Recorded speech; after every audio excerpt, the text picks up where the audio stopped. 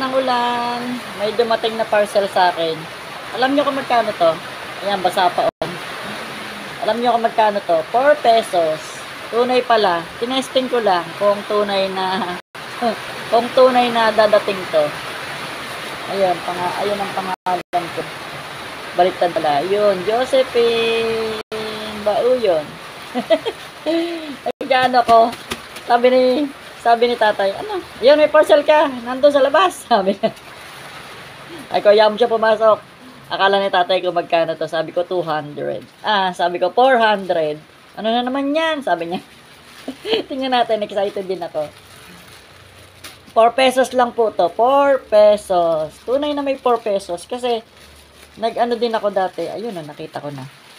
Nag-order ako dati ng hanger. Piso lang. Piso lang siya. Pero ito, 4 pesos talaga to. Ayan o, naka-bubble wrap pa yan.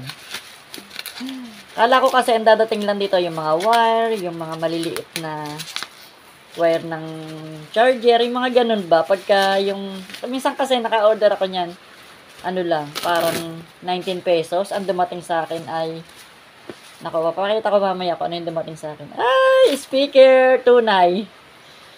Bluetooth speaker. Oh, diba? Ang cute. Ang cute niya. Tunay nga. Ayun. Ayun, may kasama pang. Ayun, kala ko mga ganito lang yung dadating kasi nga 4 pesos lang. Dati kasi parang may dumating sa akin, hindi ko naman nagamit yung na yun. Yung wire ng na yun. Ayan, ito pang to.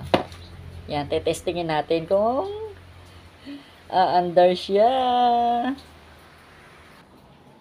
Ayan, ito yung on off. The Bluetooth device is ready to pair. Ang cute niya. Natuwa ako dito sa 4 pesos na to. Buksan natin ang Bluetooth natin. Tingnan natin kung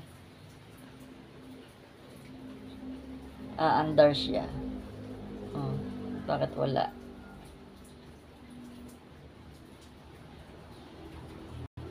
Bluetooth. Naka-Bluetooth na. Ito siguro. The Bluetooth device is ready to pair. Bakit wala? Connecting daw. Connecting. The Bluetooth device is connected successfully. Natuwa naman ako dito.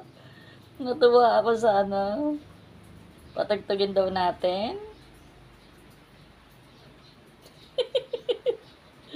Nakakatuwa naman.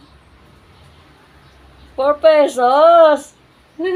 Meron akong 4 pesos na speaker. Ang cute-cute niya. Pwede mong dalin-dalin kung saan-saan.